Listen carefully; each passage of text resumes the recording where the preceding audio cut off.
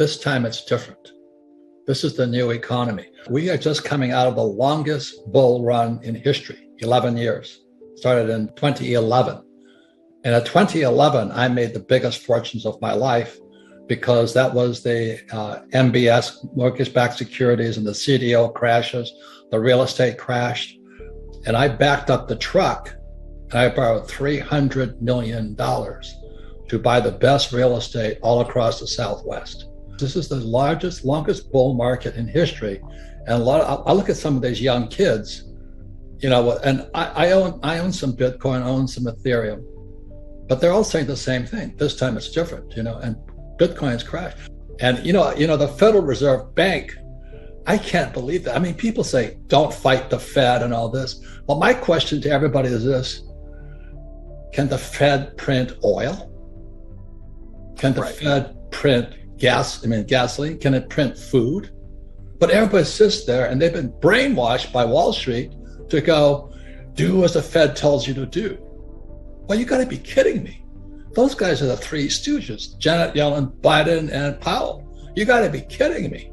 Why would you listen to them? Volcker saying it's going to crush, so he raised interest rates, right? So Powell is now channeling the spirit of Volcker. And, when Volcker crushed inflation, debt to GDP was 30%.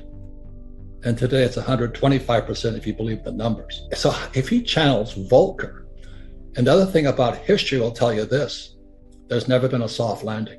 It's more Fed talk. I've made more money in the last 3 years in my whole life. And so that's what I want to talk about with you today, is that there's other ways of looking at investing, but to think that Powell is going to save you when, as you may know, the reverse repo market is running at $2 trillion a day today. Right. $2 trillion a day. And people are listening to Powell? You got to be kidding me. I own no stocks, bonds, mutual funds, ETFs. I do not touch paper. I'm not saying that you shouldn't, but I think people have been brainwashed by the Fed, the Treasury, and whatever those guys are. Go to school, get a job, pay your taxes, get a high-paying job, and invest for the long term in a well-diversified portfolio of stocks, bonds, mutual funds, ETFs. It was in 1974 when I came back from Vietnam, a two-tour Marine helicopter pilot. I saw communism at work. It was not pretty. And I come back in 1974, they passed ERISA. ERISA stands for 401k right now, or IRA. And I went, oh my God, they're funneling my generation, the boomers, into the stock market. And they don't know anything about money. And in 1974, the biggest exodus, Adam, was school teachers suddenly becoming financial planners. I watched that with horror. Interesting. I watched it in horror. That's the poor leading the blind. And today we have baby boomers who are hoping the stock market stays up in their 401k just as Social Security goes bust. You think that's an accident? That's all I'm saying. I'm just a Marine. I'm a dumbass Marine lieutenant. Flew the gunship, went down 3 times. But today I listen to this bullshit and I go, oh my God, how can we be that stupid? Because we went to school, we did as we're told.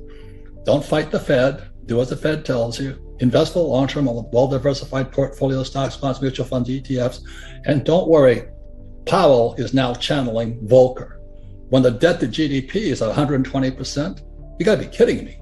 So when they were dropping the interest rates, I thought I died and went to heaven, because I'd buy apartment houses. I own 13,000 apartment houses. Every time the Fed dropped the interest rates, it jacked the value of my properties up, but I also improved the properties and I refinance out. So today I own no money in any of my properties. 13,000 units, all throwing cash. They said in a bull market, even idiots feel smart. I'm listening to all these idiots, after 2011, the market crashed in 2008 because the repo market went bad. And the repo market is the credit of Lehman Brothers and Bear Stearns was bad. And they hammered Bear. Anyway, it's a long story. My friends are all inside that world. But then when it came back out, they just started pumping money, just like you said about Christine Lagarde, just start lying. And what they did was they kept printing more money to save a bad economy. It was already crashing again in 2011, but they kept printing money. And today we're going to pay that price. I use debt because debt is tax-free money. So what I did was I rehab my apartment, 13,000 of them. I just kept buying more with the cash flow, and I'd refinance out as interest rates dropped. So I'm in good shape now. Then I set all interest rates right now. So I use debt. And who's that guy who says live debt free? Well, that's his opinion. I don't do that. I don't flip houses. Remember all those guys were flipping? So everybody flipped. No, they were stupid. When the moment you flip, you have a tax consequence. I never flip. I finance out. There's tax-free money. And not only that, is when I started investing, I had to invest at 12% interest rates. I like debt, and I don't pay taxes. Because every time I borrow more money to float my properties, there's 3 types of tax breaks. I got appreciation, depreciation, and amortization. So I zero out. So my cost of money is, my tax on debt is 0. And I use that tax, appreciation, depreciation, amortizations, all in which I had poor debt, to offset tax in my income. When Biden took the Keystone XL pipeline off, my oil I was selling from the ground, which is a tax break also, went from $30 a barrel to $130 a barrel. Today it's like $120. Yeah. But I went, oh my God, this guy Biden is going to bankrupt us. I'm not saying him, but there's somebody who wants to bankrupt, because oil is the lifeblood of civilization. I worked for Standard Oil of California as a tanker officer when I graduated from school. I understand oil. I was on the Alaska pipeline and all this. I'm like, he's screwing us. So when he raises inflation, the poor and middle class will go broke. And that was just done as soon as he was being done before he took office. And so I'm looking at this guy's going to sell America down the drain. I'm not saying it's him, but somebody wants us to go broke. And I'm watching this going, oh my God. So what else so I have oil wells. I get tax breaks for those, because I don't invest in oil stocks. I work for Standard Oil, but I don't invest in Standard Oil. I invest in the oil in the ground. I'm a wildcatter. Everybody says don't do it. I don't recommend it, but I like doing it. My gold mines don't do it. I like doing it. There's more opportunity today than ever before, but not if you've been brainwashed into going to school, getting a job, paying taxes, live debt-free, and invest in the stock market. This bubble right now, Adam, is a bigger bubble than 2008. This is the everything bubble. You know, it's going to be not only stocks, bonds, but also credit.